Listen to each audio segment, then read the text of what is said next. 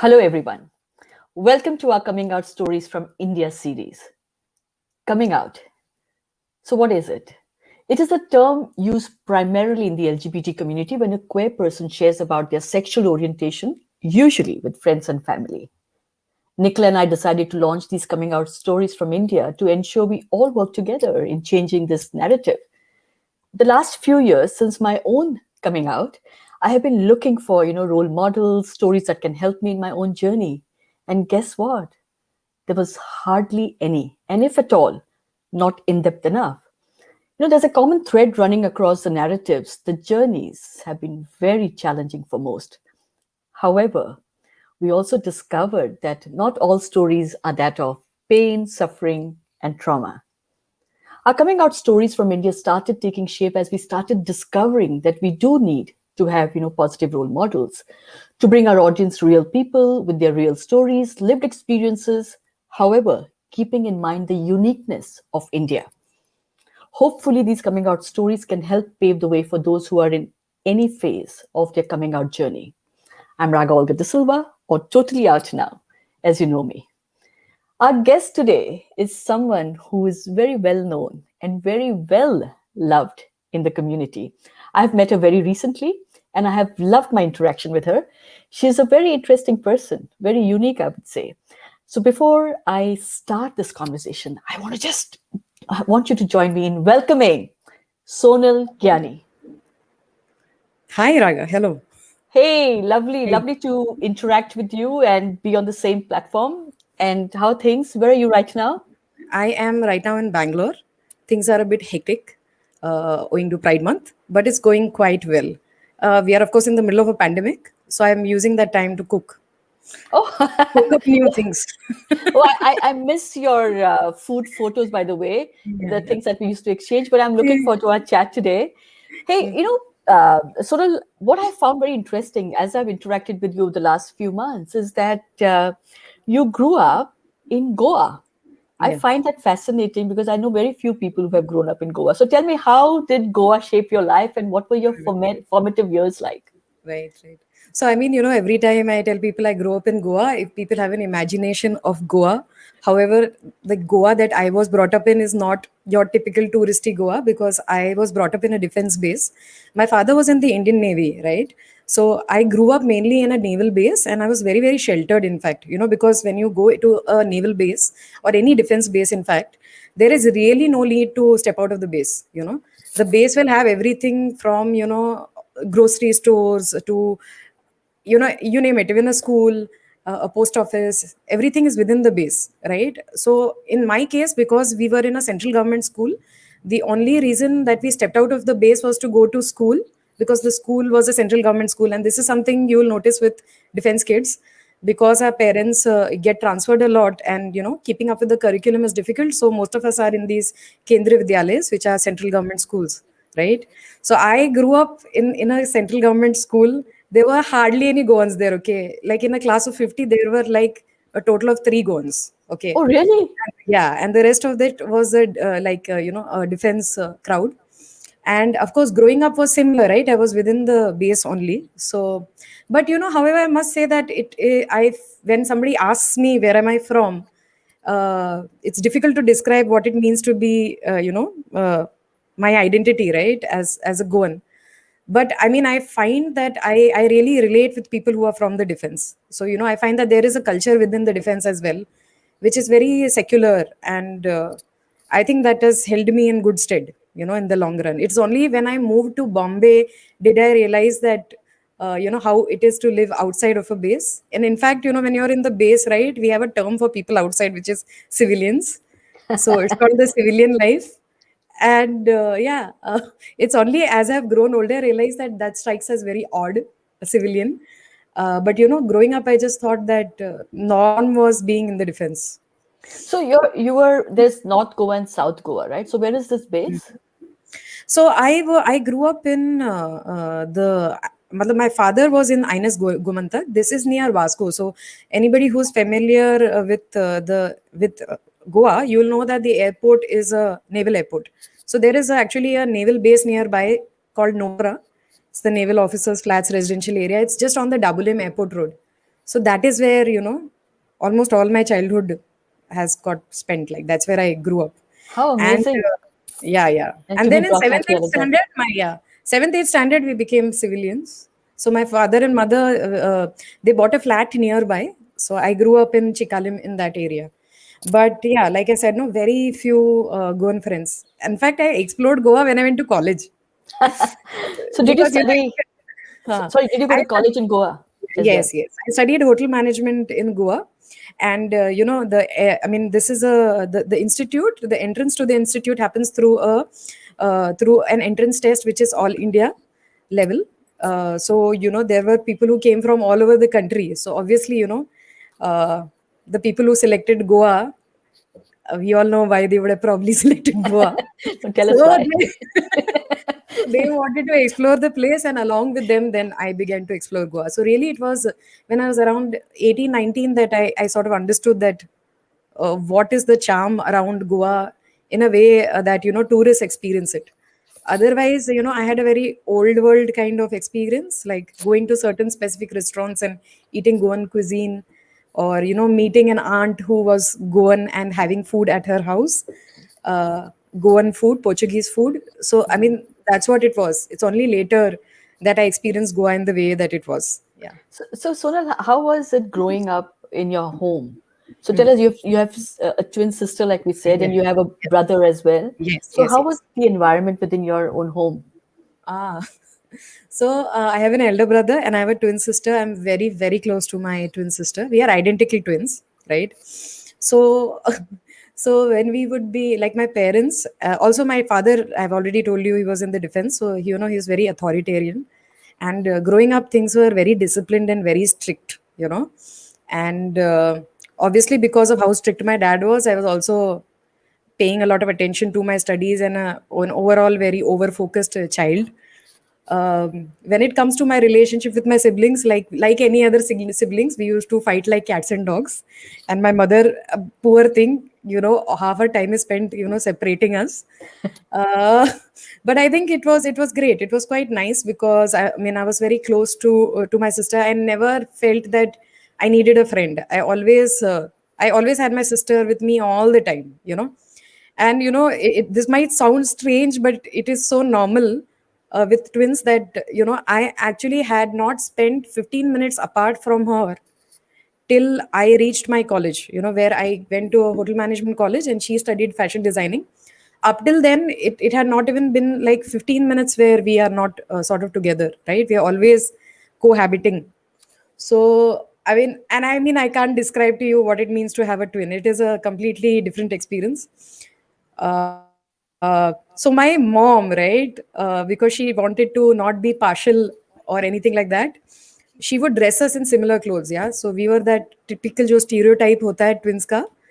We were like that, like either wearing the same clothes or colors are different, but it is the same clothes. And when I was growing up, right, really, there wasn't a sense of identity which was separate from my sister Rupa. In fact, our teachers also, because we were identical, they used to address us as Rupa Sonal. They never called me Sonal. If they called out, it said Rupa Sonal. So to this day, I respond to the name Rupa because it's been used so constantly. And we always were made to sit in the same, I think, same bench, right? And yeah, and my mom always wanted us to be together as well. So sometimes they tried to separate us, like put one in section A, one in section B. But eventually my mom would make sure that we are in the same class, and so my entire childhood was spent sitting next to Rupa and being a very studious child.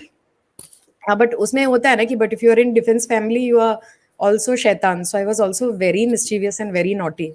But of course my parents never got to know any of that, but I was very naughty, and all the stuff that I was up to I was very good at hiding it. So nobody really knew that it was me who was pranking people, but I used to do it a lot.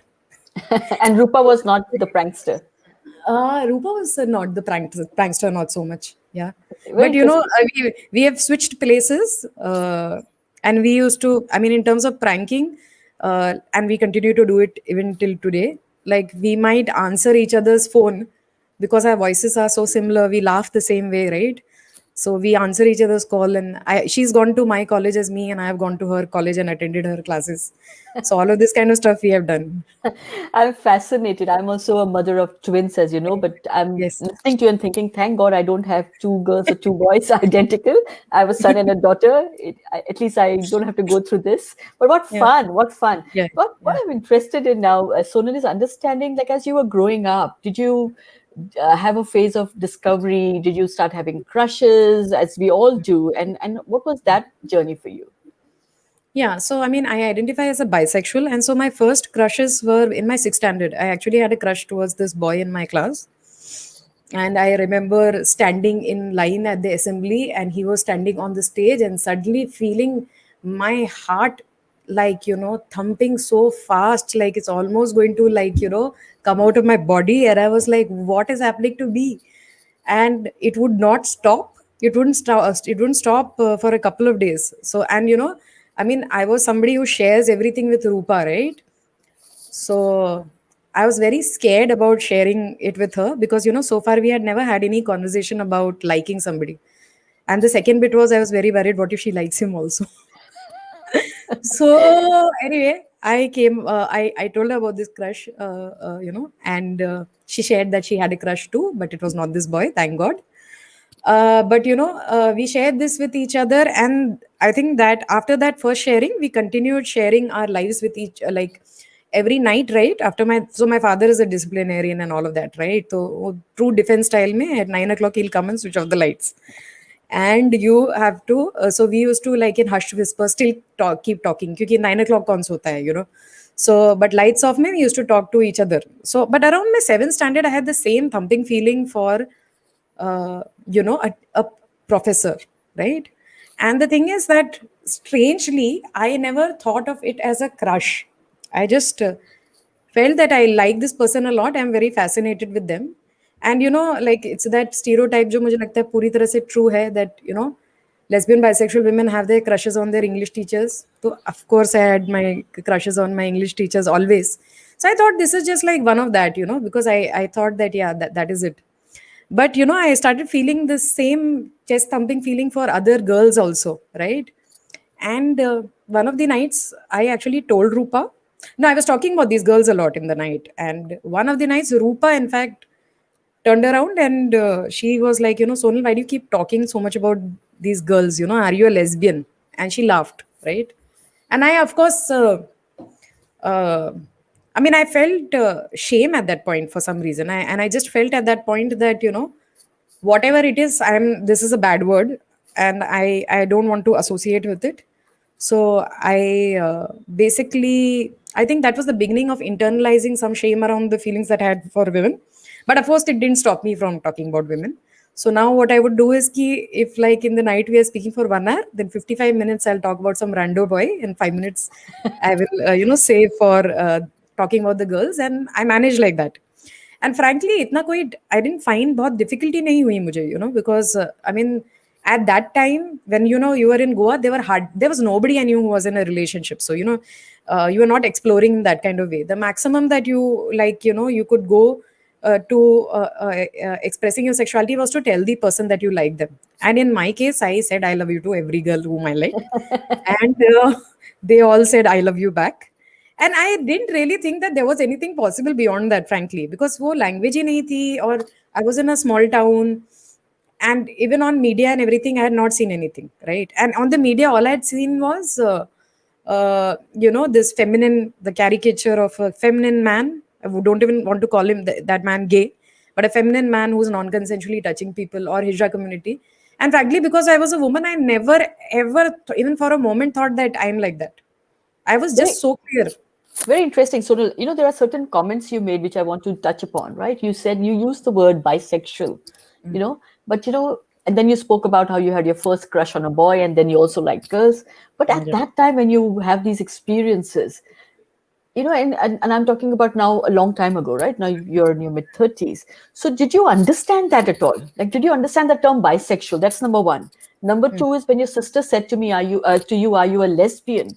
Did you understand the term lesbian? Were these terms hanging around, whether you're in Yeah. Goa or Timbuktu, doesn't Correct. matter? Yeah. Right. I mean, so I mean, I didn't know of the term bisexual. Started identifying as bisexual much later in my life, in my like when I was 20 or something. That's when I sort of discovered it.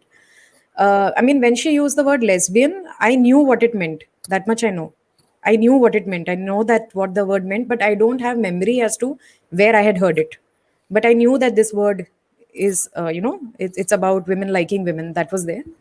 As far as my attractions was concerned, I mean, I didn't feel out of place because also I had crushes on boys. I was having simultaneous crushes on boys and girls. So frankly, when it came to conversations of liking somebody, I spoke about the boys. I just understood that you don't talk about girls. In my mind, I thought that everybody has everything, and we talk about the boys, but we don't talk about the girls. So in that sense, I didn't feel like separate from the other community, or did not feel isolated in that kind of way. And frankly, the thing was that I, at that point, like, when I was going through all of that, I sort of enjoyed keeping it in my heart a lot, because I mean, when something is deep, it is closeted, it is hidden, right? The intensity is much more, right? And I kind of enjoyed that, and I was comfortable with it. I liked that intensity. Okay. It's only later as an adult I feel, oh, I wish I would knew ये वो. But मेरे लिए वो बहुत experiences बहुत sweet थे. I was very happy, Mhm. you know. And I knew that it is more than a crush. It was quite clear to me. It was quite clear to me that this is more than a crush. But in my school, I never thought, like, I didn't have the imagination that any of these people whom I'm fascinated with. For me, it was a fascinated or want to make a best friend. So I mean, I never imagined a relationship with them or kissing them or anything like that, right? Like, when I used to daydream, I always like thought I was Shah Rukh Khan, and I had these girls like around me. Uh, and if I ever dreamt up, like, I used to imagine shooting like in my mind, right? Because I was a daydreamer. Like, so I should imagine, like, these scenes where, in the mountains, there are two women hugging each other and hawa ud rahi hai and all of this stupid stuff. So, I mean, like, that imagination was there, but not for the people whom I was crushing at that point and I definitely didn't discuss it with anybody at that point of time. So when you went and said to the girls, like you said, you everyone you met and you felt something attraction for them, you went and said love you to them openly. Yeah. I So wrote how long letters, like I'm 10 sure page you did. letters. I'm Everybody sure. read it. I'm sure you did. So the boys I can understand, boys crushing and then writing them letters, and it's a certain experience they have and they share and they're comfortable. But as Yeah. a woman, as a girl, when you go to another girl and say love you, and you also don't know, they obviously are not identifying themselves as whatever, right? It's a process. So how was their reaction to you saying I love you to a girl No, in they school? said I love you immediately. They just did. Um, and actually to this date, I don't know, because I've never spoken to them about what was happening at their end. It could have maybe if I would have done something more than I love you, maybe like, my queer journey would have started much long ago. I don't know, but they were very much saying I love you and all of that. And also, yeah, this letter business, for I never did it for boys. I only really did it for the girls. Okay. Because like I said, na, that wo ek intensity thi, or wo bahut deep tha, and it was all quite hidden. So, writing sort of helped me, bring it out of my system. So, I mean, and from then till now, I'm a little biased towards women, you know. So, yeah, I mean, like, that's what happened. And I never faced any kind of, like, nobody ever rejected me, at least during the childhood period. I think, like, things started changing for me when I reached my college. That's when things had a dramatic change for me in terms of sexuality. But my school life was very good. I was a very good student, a teacher's pet, yuck, big, huge teacher's pet, and was saying I love you to all the people whom I really liked. So I was in a good place. So Sonal, you also mentioned something about feeling shame with the word Yeah, lesbian.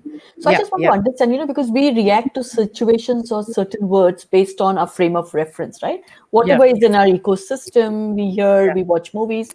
So why do you think, have you ever thought about it? Why do you think you felt shame when your sister said, are you a lesbian? Mm.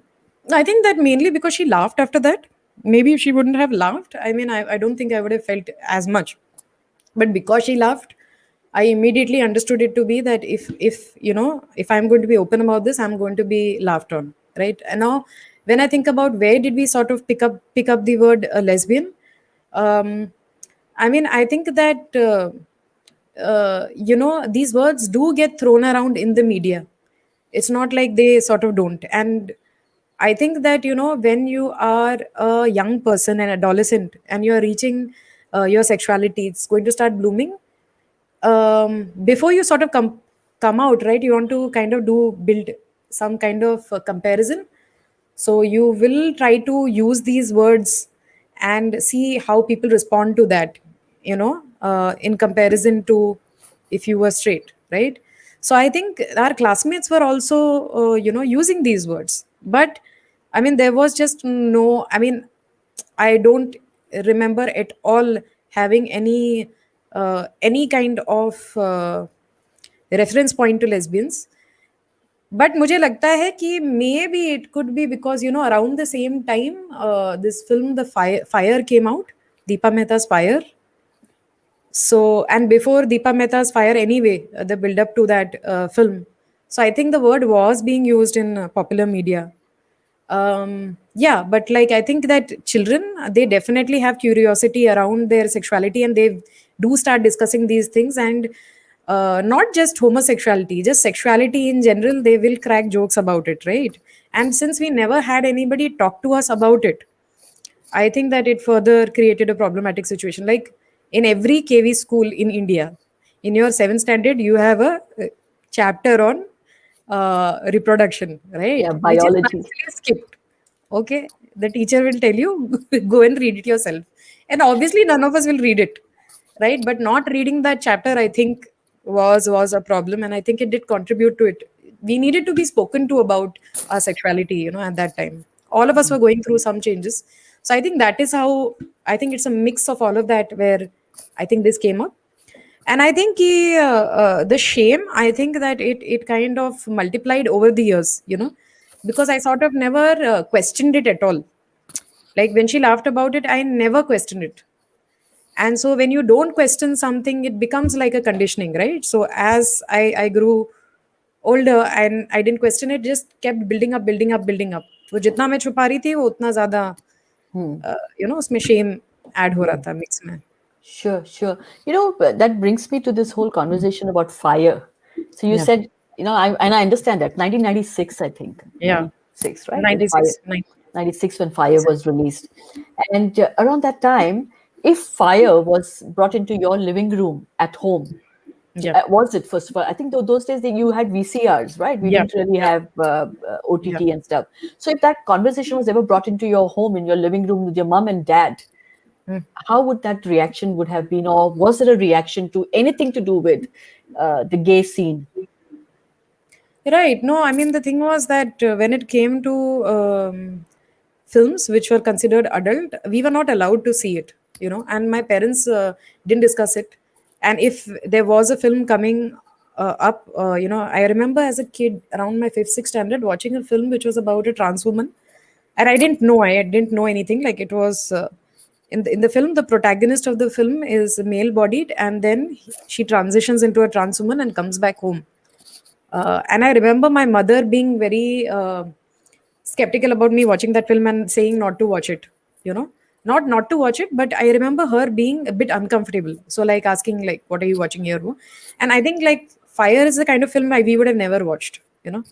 But ये था ना कि like newspaper में I think Fire was being spoken about at that time. But I can't piece it together. I don't remember it, but I'm sure it must have influenced or created some discussion, because I know that as an older person, I know that because of Fire being released in India, it led to a lot of protests where right wing parties, they burnt many theaters, and this led to the formation of a lesbian rights group called Kaleri. And there were protests from the community at that time, and this got quite widespread media coverage. So I'm assuming that this media coverage would have been also in newspapers that were coming to my house, or like people would talk. So that's how it is all kind of adding up. That's what I think, that's where the word is sort of coming from. Sure. That's And my and, and you analysis. said that in college things changed for you, right? So Yeah. in what way did they change for you in terms of your Right. sexuality? Yeah. Yeah, so I mean, in college, I I had a boyfriend for the first time who was an amazing, wonderful, beautiful human being. But when I was with him, I constantly kept feeling that I wish I mean, I started realizing that what I'm having with him, I would like it with a woman as well. And my deep friendships with women continued, right? And I so this was the time where I had begun to understand that your body responds to touch a certain way, right? Because there were certain women who if I said to them I liked them, they held my hand or touched my face. But my mind didn't work in a way that this can progress further, right? My mind was not working, but my body was. It was responding to touch like anything. So I was like going through this period of a bit kind of confusion and also fear.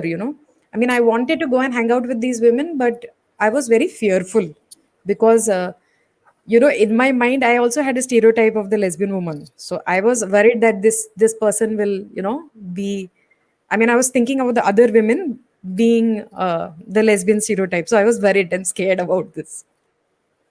Yeah.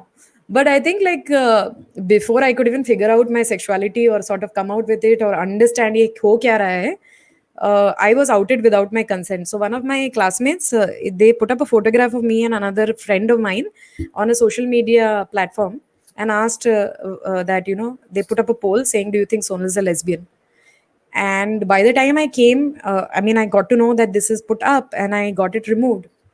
A lot of time had passed because I told the admin that it needs to be removed, and his response was, "Oh no, the group is not active, and for once this is a topic of public interest and he's not going to remove it." So I had to really sort of fight my way through it, and then he finally removed it. But by then the damage had been done. So basically it became very difficult for me in my college after that. My like when I would enter a room, the volume of the room would like noticeably drop, right? My friends, a lot of people stopped talking to me, stopped hanging out with me. And the girls who I was friends with and I really liked, they also stopped talking to me.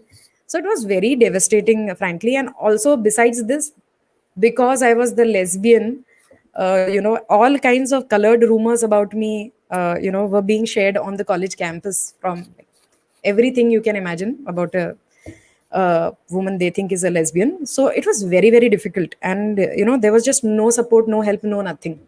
So you went And to sorry, you went to the college administration, and they didn't do anything about it. no, this also the group was managed by my college friends. It was an awkward group. So the Okay, admin was very old school. Or the social media was also very new. So it was one of my classmates who was the admin of the awkward group. I And see. I told him to remove it and he refused. Right. And by the time he removed it, everybody in my whole college knew. And so then I became the subject of chai pe charcha, basically, Gossip. discussion, Yeah. gossip. So that was tough for me because, and that made me very depressed, and I lost a lot of weight, and all these signs of depression, being very suicidal also at that point. And there was a day where I was self-harming, which is where my one of my classmates found me, and she told me that two of my classmates, and they told me, one of them told me that her mother is a professor. She's a professor in Bombay, and she her mother meets a lot of people who identify as lesbian. And I mean, I had not come out to them, but they knew ki kya baat hai. So, and she told me that there are people like you, and you're not the only one. And they had met my mother, so they both encouraged me to come out to my mother. So this is the time I sort of came out to my mother. And she was I mean, I was coming out to her as having relationships with both men and women. So it was difficult for her. Okay, not just the women though, obviously difficult, but even the fact that I am with men, right? So but she told me that after listening to me, she was supportive. And but she told me that because I'm and I told her I'm a lesbian, because that was the word I knew. But she told me that, yeah, because I'm also attracted to men and having relationships with men, maybe it's just a phase and I should probably meet a counselor and talk to a counselor. But just being able to share it with her, no, it made my life much easier. So I could go back into that college and concentrate on my placements. Until then my academics had fallen sharply because of the depression which was unattended to. So it was quite tough. And I got into a placement, and I've spoken about this also publicly, that I got into a hotel which claimed to be LGBTQ friendly, but when I joined the hotel, I faced harassment all over again. I wanted to be out, because they did a sensitization session on gender sex sexuality, which was unheard of, like, at that time. And when I came out to the facilitator, he said that, Sonal, don't come out. This place is not, like, it's brave of you, but don't come out. The place is not really safe, something to that extent. And I didn't want to come out, because my experience in college had been so bad that I just wanted to sort of remain in the closet, right? But the thing was that, I found myself lying a lot, right? Because what would happen is that things would come up, right? By then I had gone to Bombay, I had found the queer group, I had a girlfriend who was comfortable with the word lesbian, she was lesbian herself. And so I had a partner. But every time people asked me, like, what have you done on the weekend, I would say that I was out with so and so. And after a period of time, they started, like, cracking some jokes, which were alluding to the fact that my sexuality may be different, right? And so I didn't want a repeat of what had happened to me in my institute. So what I would do is that I started changing the pronouns. So I would say that I've gone out with this guy or whatever. And I thought, that's it, simple, problem sorted, it won't come up. But you will be surprised how many times it came up, right? And I found myself lying through my teeth to these people, and constantly feeling that they'll find out. And so obviously that was not creating an atmosphere of trust, right? And I'm not proud of this, but it affected my performance at work at all. I stopped coming in. The classic signs of depression, which I didn't know at that time. I didn't feel like coming out of bed. I would be skipping work. All of this stuff was happening with me, and this is the time when I came out. No, I was hauled up by my manager, and she asked me ki kya hua hai, what is the problem? So, and she assured me confidentiality and told me to share what the problem was. And so I came out to her, but unfortunately she didn't keep it confidential, and it became even more difficult for me, because again I faced even more discrimination there. It was very tough, because I would enter the changing room and women would walk out. There was sexual graffiti with my name written everywhere. And it was very tough. Every time I was trying to find out who the perpetrators was, like, the response I would get is that, why is it only you? What are you up to? Why is this happening to you? And I think that the final straw for me at that time was a safety issue, where I was supposed to be dropped back home by my drop guy in the night, and he he made a sexual advance. So it was very difficult, right? And I was obviously numbed at that point, and I asked him to just leave me back home, and otherwise I would complain. So we didn't talk during the rest of the ride. But it had become a safety issue, which is when I left this place. And of course I was severely depressed, because I was like, is this going to follow me everywhere, and that is when I sort of went into therapy. And I think that is the turning point in my life, that I finally entered a professional space, although I was severely depressed, but I found the right people. And over the next 2 years, they actually helped me, and like remove the different layers that had formed around my sexuality. And they helped me, like, I realized that my entire sexuality was I associated with shame. Like, shame was the primary feeling. So we really worked with it and turned it to pride. Because once there's no room for shame, then there will be pride. So pride did enter. And that's when I decided to, like, work for the community, work with filmmakers, all of those childhood dreams, do that. And luckily for me, Humsafar Trust is an organization which works on LGBT rights. They were looking for people to work with them. I joined them, and then the rest is like history for Sure, me. sure. Wonderful. I mean, doing such so much of good work there. But Yeah. Sonal, I'm just going to come back. I was just not trying to, wanting not to interrupt you, but there are many things that you touched upon that are Yeah. actually very interesting and important to talk about. One is discrimination and harassment that you faced at work. So, were Yeah. you able to take recourse? Were you able to go to somebody and know that, you also use the word feeling safe? See, safe is not just being in a vehicle with somebody and making sexual advances, also going to work every day and knowing that you feel safe to walk into that environment, you're with your full self with you, right? Yeah. So Yeah. did you feel that you could talk to the management and they would take notice if you did? Or it was No, always your fault? it was always my fault. See, the problem was that at that time I was not diagnosed with depression, but I was, facing all the uh, like whatever comes with depression, right? So, I mean, I did not feel the confidence to share anything with my managers because they thought that I was underperforming, and they felt that I am doing this purposely and I am somebody who lacks discipline in life, right? So they were not supportive of me to begin with, right? And they somehow, in a weird kind of way, I think that they mixed up my sexuality with discipline, which was very tough, to sort of undo that. It was quite difficult for me at that time, and I remember wanting to leave the workplace, but when I sort of the first time I spoke to my father about considering it, he told me that you shouldn't leave the workplace, you should work for at least 2 years in a workplace. And I couldn't come out and tell him what had happened. So for me, I was just trying to prove myself, because I was a management trainee, so I was obviously being trained to be a manager, but I was demoted, which was very tough because 20 people in my batch were supposed to become managers. 19 became managers, not me, right? And I went through a process of probation, right? And obviously, like, the things that were brought up were in regard to my performance at work. But why that is the case, what is contributing to that, how is the culture, is it safe, nobody talked about that at any point. And I felt at that point of time that I need to prove that I am disciplined, I am a good worker. So that's what I did. I completed my 2 years, and when the 2 years got over, I did not tell anybody, and I just quit the workplace. After that, they did promote me in 2 months. They told me it's a probation for 6 months. In 2 months they promoted me. But for me, I had sort of had it, and that's how I sort of moved out of it. But I never for even a moment felt that they will understand. However, I knew, like, intrinsically, that certain things were not okay. So for example, this sexual graffiti business was not okay. And although I was one of the, I would say, junior staff in terms of hierarchy, in terms of management, I did shoot a letter to the general manager of the property, saying that, this is happening every day, and this seems like a character assassination, and the message you are giving to the women in the hotel is that, people can get away with this and it is not safe.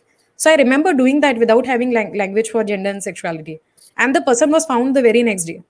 But except for the general manager of the hotel, whom I can't approach every time, nobody else was supportive. The response was that, what are you doing? And Yeah. stuff like, I am inviting it. And Yeah. I was not out, right? Not out to my own self. So how will I handle it, right? So, part of me also blamed myself. I thought that maybe it is me. Maybe I am indisciplined, so I deserve it. But I knew that something is wrong. But, I didn't have the language to it, for it. I didn't know how to sort this through. There was no support structure. So it was really when I entered counseling that things changed dramatically for me. But, by the time I'd reached counseling, I was in very bad shape. One, of Sure. course, severe depression was very high. Self-esteem was very poor. I thought that I cannot work in any other workplace. I think suicidal ideation was very high. All of this was quite a bit of a mixture. But luckily for me, I had a great counselor, great exceptional counselor who worked with me and helped me understand this. And then I found the Hamsafar Trust, Sure. and they were obviously, like, I found a boss in Vivek Anand. And if you don't know of him, he's the CEO of the Hamsafar Trust, and every staff member that he has, he believes that they can change the world, and then we do, So he had a lot of belief in me, and although I didn't have any faith in my capacities, he did, and he pushed me, to be in advocacy projects. And by this time, I came out through the counseling. Uh, and also previously, I had come out to my mother, I had come out to my sister, I came out to my father after the 2009 judgment.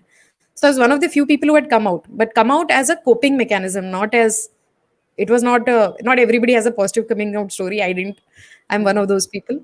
But I think that when I joined the Humsafar Trust, because I was out by then, they encouraged me to speak more publicly about the issue, and they pushed me to be part of advocacy programs, which involved talking, facing the public, and speaking about the issue. So, like, I mean, over the years, what happened was that I spoke about the issue to all kinds of stakeholders, whether it is, people from a society, or lawmakers, or the police force, law enforcement agencies, politicians, educational institute, workforce. And I think like talking to the people, no, that changed me a little bit, because अब तक मैंने सिर्फ hate देखा था, but the more I spoke to people, it made me more positive and hopeful, because I realized that ki in India, the more people I'm talking to, especially the ones who are very homophobic, it's not, hate is not the primary reason. The reason is ignorance. And 99.9% of people were engaging with me if I was respectful. So, if you were respectful, even people from polar opposite views would engage in a healthy debate with you and change their position. So, talking to that many people, it actually like helped me, my self esteem, and feeling more sort of powerful. And obviously, coming out in the media as well. So, coming out in the media was, I think, it's very difficult to be out in the media. I came out in the media in a very like public way when I was about 20 to 23. And basically, I there was a documentary show called Connected Hum Tum, which ran on ZTV for about 3 months, where I was out as a bisexual woman. And since it was a documentary style show, it was about my life, and it ran for 3 months, so there's no missing it, right? You will see me. So I came out to my extended family and everybody around me. But I think before that, I was very nervous and scared, because I had not seen anybody be on a documentary style TV show. I had seen one or two people giving interviews, but if you miss that episode, you sort of miss their story, right? And so I was very worried, because I had gone through a lot of public shaming. So I was very worried that, what if I go through some hate crime, or what if people follow me? What happens to my family? I was very scared. But after I came out that publicly, I mean, I was only met with love. So out How of the beautiful. thousands of emails that I got, or messages that I got, only one was a hate mail, only one. And yeah, people were overall very supportive. So it did something for me. Tab tak I still had something kind like of a cloud about being out, but that bubble just broke. And when you are out that publicly in the media and on TV shows, and you are a public figure, I think it does something different to your sexuality, which is not usual. It's not the same as when you come out to your family or close ones or people you trust. So it's been interesting to engage with the public on this issue. And actually, I think that influence change. So I know that I've co-founded Yaria and Umang, and they have had a change in the city. I can very safely say that and proudly say that, right? The young people, Yaria is a youth group. So what started as a few people meeting together, it gradually grew up to becoming a bigger group. Almost 8,000 people on the group right now. We did many events and many workshops, and we, I think, supported the capacity building of young people for them to build support groups in their college. And now, if you see, compared to when I was coming out, now 10 years back, there was just nobody talking on campus about it. Now, most of them, at least their NSS wing, will want to do an event, or they may already have a support group. And the primary difference, I think, is that, when 10 to 12 years back, if you met a young person, there was no question they are going to come out to their parents, and they are considering maybe being out to their friends. But now when you look at youngsters, they are definitely out to somebody in their college, or like a friend and colleague. That's a given, and they are considering coming out to their parents, right? And this has Very happened because we have built networks, right?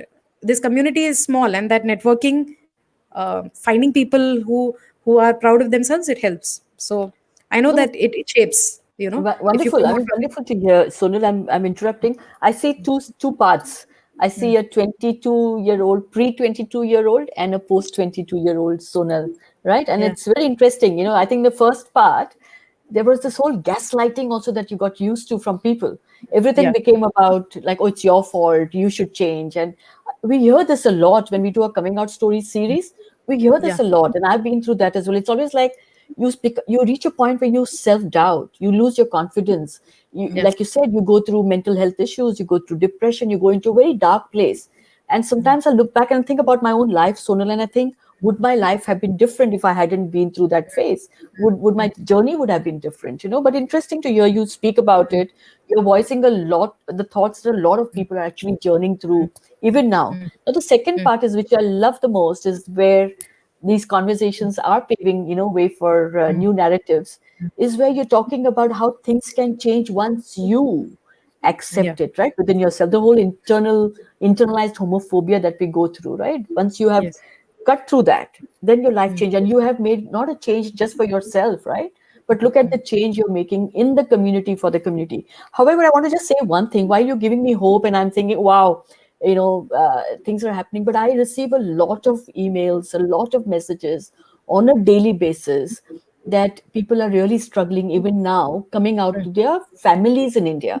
Friends Yeah. is easier because Mm. friends, will support you, hold your hand, and if they don't, then they're not your friends anyway. But Mm. families you can't get away from. No, they are parents. No Yeah. matter, you can't say, "You're not my mother anymore." They will Mhm. always be your mom and dad. So, but I Yeah. think that while you're giving me hope, I think Mm. there's a long, long way to go. The youngsters at my fan base, by the way, is 19, 20-year-olds for some reason. They write to me. I'm receiving hundreds of messages saying, "No, actually, I can't come home, come out to my Yeah. parents." And I Mm. know what you're saying. That seed has been sown. It is changing, Yeah. but we have a long way to go. So, what would Yeah. you tell a parent listening to this show? Hmm. Right. Okay. So, thanks for sharing all of that. And of course, this is the reality that you are finding that, it's still quite difficult to come out to parents. And I mean, my situation is similar. I also receive, like, that is the primary reason that I am written to from the community to, offer support in terms of coming out to their parents. So it's a very, very big challenge. But I think it's a huge change, Raga, because like 10 years back, we didn't have these emails. There's just no question. So people have been questioning, and that there is a churning sort of happening. So that is really good. So I mean, as far as parents are concerned, I think that it's very important that they sort of read up about the issue. I'll tell you, my father, for the longest time, he was like, "Okay, I love you," but he never read on the about the issue. Okay, and one day I had not told him about an interview I had given on Zindagi Live, which is a television style television interview, right? And it replayed a year later from the time that I gave that interview. And when he saw that interview, he was like, "Oh, now she's talking everybody everywhere," right? And that is the time, first time actually, he went and read a Wikipedia page on homosexuality, and automatically, half his problems are solved there when he had information, about it. And there is ample information available for parents at that time. Secondly, I think that that I mean, if it is not coming naturally to you to be accepting of your child's sexuality or gender, don't beat yourself up. There is many years of conditioning, and it will take you some time to be comfortable and open about it. So the things that can help you, one is of course reading up more about it, but I think it also helps a lot to meet parents who've done the same similar journey, right? So there is a support group for Indian parents called Speakar. I know you've interviewed some people before from them, from the group. So I mean, I would encourage that people could get in touch with other parents. That really helps. Thirdly, I think that sometimes counseling also helps.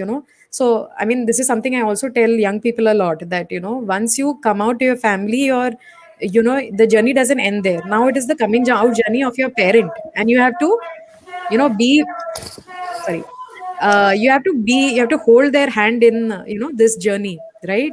So I think that I mean, it's important that uh, parents understand that there will be a bit of turmoil because there is so much conditioning, and it's all right to seek mental health help, right?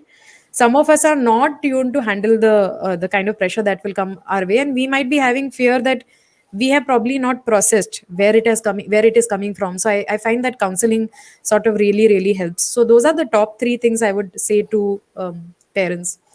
If your child comes out to you, I think, I mean, I want to just tell parents that what will be most effective is to just tell your child that you love them, right? Because I think that for a majority of children, they are worried that will their relationship with their parent change, will they stop loving them, all of that. I know, parents, sometimes I am also written to by parents. Okay. So parents are like, how do I help my child? And I need more information. My child is showing this, gender identity, ye wo, and they are all like really worried. What is going to be the future of my child? All of that is going on in their mind. So, sometimes they come to me with that protective instinct also. So to them also, I want to say that, if you create an environment at home where your child knows that they can come and talk to you about it, they'll eventually come to you, and that's what will happen, right? So I mean, if you can talk openly on the subject with your child, that will work the best to let them know that you love them despite it. Now Indian families, we don't express love openly. So if you are the kind of parent who can't discuss how much you love your child and love them irrespective of their realities, I would say that then, like if there is a news item on the LGBT community, like, while it is going on, discuss that openly in your drawing room. If you discuss it openly, the issue in their drawing room, the message that goes to your child is that your parent is open to these kind of discussions. So those are indirect ways of letting your child know that you're open to this discussion. And post that, I mean, I will say that if they find that, that they can talk to you, they'll come and talk to you. You tell them that you love them. Uske baad ki journey, there are enough more support groups that, they will do that journey. They were well equipped and we can make that journey, right? If our parents are with us, it's like we can do it, and there is more than ample support available, right? So all you have to really do Absolutely. is ensure your child that you do love them. I mean, I have seen parents, like, I mean, I made a film, okay, called Shadi Ke Kapde. It was my first film, and it is about this trans person who is who's a female bodied but identifies as a man, and there is a wedding in the family, and the relatives are forcing the person to wear uh, female attire. And at some point, he comes out to the relative, and the relative actually says that that they are learning to, they are processing this, they need some time, but they still love them, they want to know that they love them. And I had made that I mean, the pitch for the film, I had written the film on familial acceptance. And for me, I mean, I had written it, I mean, thinking that this would be the ideal thing for somebody to say. But I was really surprised, like the people whom I sent the film to, they would cry at that point. And I mean, you would say that, oh, like, does I love you really fit? But हम लोग मतलब India में खास के हम तड़प गए हैं प्यार के लिए, we are like it's like we don't say I love you enough, frankly. I think I was better off as a child. As an older person, I think I don't say I love you enough. I agree with you, especially parents. We're talking about being conditioned, right? Our environment. I sometimes think we live in a closet. Really, Yeah. I Yeah. always say, my famous line is like, closets are for clothes, not to hide your truth, right? But Yeah. we Yeah. learn from our parents everything. They say skeletons in a closet, right? Why? Because everything is put into that closet. Everything. Yeah. I think we've got full closets. We've got dark closets. We've got closets without clothes because we've got so much other stuff in there. Our parents don't talk about sexual orientation or Yeah. sexuality. Taboo subject. Yeah. Nahi, nahi. Tauba tauba nahi baat karo. Like as if we don't procreate. We don't talk about love. Yeah. And that whole, the point that you were making about saying, I love you, unconditional love. I think we are too melodramatic. Again, another thing I talk about, we think life is Bollywood film, but life is not a Bollywood film. Life doesn't have Nirupa Roys of the world, where we say, hey, kya ho gaya? They make it, our parents make it about themselves because Yeah. their frame of reference. I mean, my mother's frame of reference was Bollywood, for instance. So she thought that the only way you can react is by showing a reaction. And Yeah. reaction was को dramatic करना है ये because movies में दे दिखाते हैं, or be quiet, zip your lips, hide it, Yeah. so I think what you're talking about, Sonal, is making so much of sense to me, and I hope to the audience as well, that don't shy away from conversations. Communication is important, acceptance is important. You may not understand the person. I may come to you and say something which is completely out of your comfort zone, but Yeah. just hold the person's hand. It's your child. Listen, understand, educate yourself. These are Exactly. basic things, right? We don't need to go to a tantric to But it understand these doesn't things. come naturally to people. वो naturally नहीं आता है. But we have Strangely, to people teach. don't even go and read. So I Yeah, mean, that is my. You have to just read a little bit. It'll automatically alleviate so much of the problems that you might have towards your child's gender or sexuality. exactly. And we can't be in denial. Again, Indian parents have this thing that if we don't know about it, it's not happening. Or we know about it and ignore it, it's not happening. If we know about it, ignore it, pretend it never happened, it's not happening. Yeah. Wake Yeah. up, it's all happening. It's all happening around you. Your children are kissing, having sex, having intimate relationships, everything is happening. Yeah. Nobody is having any exceptional conversation, life here.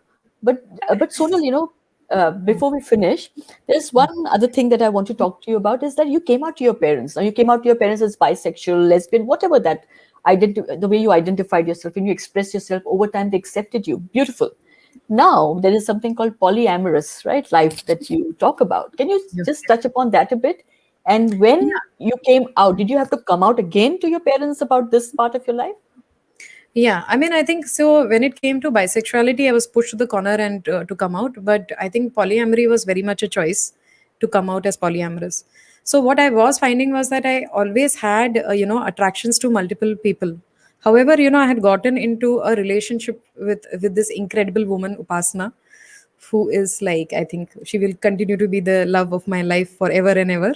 So we were in a deeply monogamous relationship, yeah. And I think that when up till then I had been a serial monogamist. So change one relationship done, move out of it into another one, either by cheating or just like moving on if I had other attractions. But she was the first person where I didn't want to do that. I wanted to talk about it, right? And but when I spoke to her, I didn't have any frame of reference again of polyamorous people. And just the thought of being able to speak about it openly was very difficult for me. I think I was revolting like anything, like just the thought of being having to be out as polyamorous was very difficult for me. I wanted to throw up. I mean, and I never felt that way about my bisexual identity, but about polyamory, it was just really difficult. But the more I was in this monogamous structure, and the more I loved this person, I just felt that I am lying all over again. I'm not being truthful. This is not authentic. This is just not me, right? And unfortunately for my partner, she found out accidentally when I was texting somebody else that I am. I mean, nothing had happened, but she realized that I like someone else. And so I think that I wish that we could have had this conversation, which was not like you know triggered by something. I wish we could have thought through and had this more comfortably, the conversation, but unfortunately for us we didn't. And so when I came out to her, she was very resistant, she was very uncomfortable with it, and she told me that like this can't work. So so that is when we both sort of mutually decided to break up. And by the way, by then I had been with her in a relationship for 5 years, so that was devastating for both her and me. And I did try for a little bit, like 6 7 months I did try to just be heavily monogamous, but it was difficult. I was hiding and messaging people, so I was doing these kind of things. And I mean, it was just a matter of time where I would have cheated on her and then moved to another relationship. So luckily, I think in hindsight, luckily, um, she found that text and we had a conversation at that point of time. And so we decided to sort of break up mutually. But this was very, very tough for me because I had been out very publicly as in a monogamous relationship with her. We had given multiple interviews everywhere, and we were kind of like an lesbian icon, couple goals for a lot of people, especially from smaller towns. So when I broke up, actually, I received a lot of mails from people who were like, why have you broken up with her? And she was also featured on this Connected Amtum, the show I was part of, right? So viewers from there were like, why have you done this? And year ago. But it was challenging, because after all of that, after being so heavily monogamous, yevo, how do you come out as polyamorous, right? And my friends, they didn't want to associate with me because in their textbooks, it was like I am a cheater or I am not loyal. I am a bunch of things, right? Basically, cannot be loyal, is promiscuous, just wants to have fun in life. Such a beautiful person, ruining their life. That was the kind of narrative. So that was sort of built around me, and I just knew nobody polyamorous. But I knew this much that I can't lie. That's all I knew. Like, I need to be authentic if I want to be my full self. So we separated, and I moved out of our house. And this was devastating because it's a live in 5 years, beautiful relationship, monogamous, couple goals. I thought I am like totally out, but I was not. People didn't know this, right?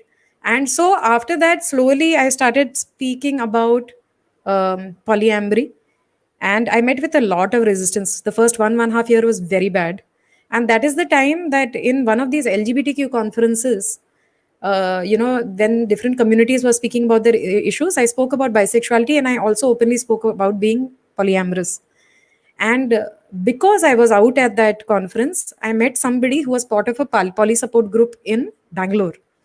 And she was bisexual herself, and she brought me to this space. And once I was part of this space, right? Because up till then, right, I hated myself for being polyamorous. I thought like I am doing a grave injustice to somebody who's so beautiful, right? And like is the nicest person, the most considerate person, the person I love the most in the universe. I'm doing this to them. So I had a lot of self-hate, in relation to my polyamory. But going into the support group, they really helped me address a lot of stuff, right? They helped me understand love differently. And slowly, I started coming out. And by the way, in my journey, Upasana has been the most supportive, right? Sure, she wants a monogamous situation, but she's been really supportive. She's my strongest supporter, strongest ally, through the whole thing. And I found that all my friends who were very negative about this, when they saw me struggling and still working on it, working on being authentic, their position around polyamory changed quite a bit.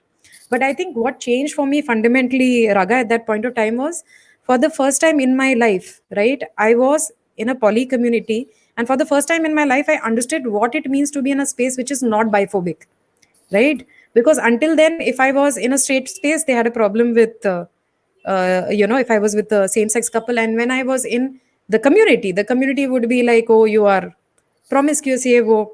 And I felt, even more, when, because I was I think the first in the country to be speaking so openly about bisexuality, right? So obviously, every time somebody said that bisexuals are promiscuous, I felt the need to, be defensive about the community and say that no, we can be monogamous. So it was a very different kind of pressure at me, because I was like, my whole life has been about this, right? So, and I think, like, later, but however, being part of this community, I understood what it means when people are comfortable with bisexuality, what it means to be in a space which is truly bi friendly, which is truly you. So I think that, I am in my best place in my life, at the moment. I don't have any, I mean, I think that there is no struggle in my mind at the moment, and it has allowed me to function better, be more productive, and understand that love is complex. And loving many people has also made me realize that I have a lot of love to give. Till then, I thought that I didn't, but now I know that I do. So yeah, I think overall now I'm in a good place with polyamory, but it was quite tough. And to this day, I think that it's difficult, this whole conversation with different people, because sexuality is still discussed in, I think that smaller circles, or it's a hidden conversation. But monogamy, every single person discusses it, right? Because you're taught marriage is equal to monogamy, right? So unless you specify that it's an open marriage, marriage means monogamy. So everybody has an opinion on it, so it makes it much tougher. And I think that working on that self hate was much more difficult, but I had to accept my polyamory to be in a better place with my bisexuality, and that is what has happened. So yeah. Fantastic, as long as it makes you happy, Sonal. But I want to ask you one last question is about your parents. So when you did Yeah, you have to come out to them? yeah, That's yeah. what I'm saying. So You have to come out about everything, right? yeah. So I mean, of course, my parents asked me what happened with Upasana, right? Or what Yeah. happened in that relationship. So I mean, I didn't use the word polyamory. All I told them was that, that I know that in my family, there have been my relatives who have divorced, their wives or husband, and maybe cheated and moved on to other people. I found myself liking more than one person, but I didn't want to do that to that person. So we have separated mutually. And so that's all I said. And my mom just instantly got it. She didn't even ask any other. The only question she asked me, then now you can be with a guy. So I said, yeah, I can be with a guy. I can be with a guy and girl. I can be with two girls. I can be with two guys, or I can be with nobody. Right. But it was as simple, just to tell them that I just want to be honest. I don't want to do what has happened before. And they all know, right? People, it's so natural to have crushes on more than one person, even if you are in a monogamous relationship. So there was I think that there was a reference point which I could borrow from and explain.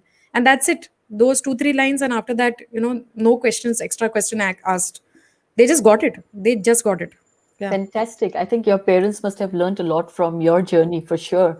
And that is a blessing, and a blessing for all of us to have someone like Sonal Gyani come in and talk to us so honestly. So I really enjoyed my conversation. I wish we had more time, but there are many other topics that we haven't touched upon, and I will have Nicola and I will talk about it and get another panel together on consent. I think that's something I've been wanting to talk to you, but I think we've run out of time right now. But Sonal, thank you so much for just being you.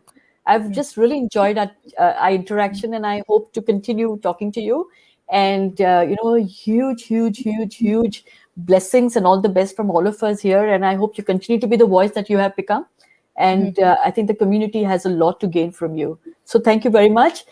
And I hope you enjoyed your interaction with me and I shared. loved it, Raghav. What are you talking? I You know, I were know. questioning it.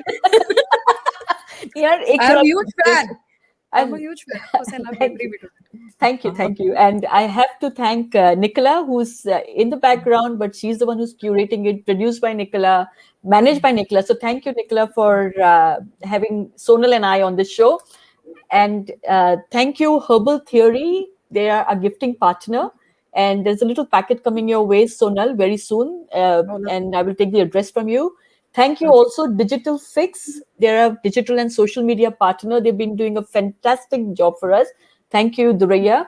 And thank you, most importantly, to our audience who listens to these interactions. And I hope you share, you gain from this. Any feedback, thoughts, comments, questions, please write in. Sonal Gyani, I don't even need to give her social media handles. She's all over. Yeah. So find us, Sonal Gyani. And I am at Totally Out Now, Instagram, Twitter, and Facebook. Also, please subscribe to our YouTube channel, Raga Olga De Silva, for more coming out stories. There are fantastic, fascinating experiences of an individual which really give me goosebumps. Please share, please bring your families together. Let's start these conversations. Let's change the narrative one story at a time. And thank you again, Sonal. And I'm totally out now. Thank you.